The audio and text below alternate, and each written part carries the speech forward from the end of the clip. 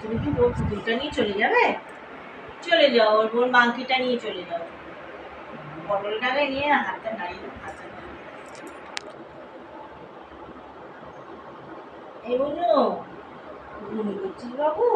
ও টাপি ঘুম পাতা হায়, ঘুমাচ্ছে বেহুশ।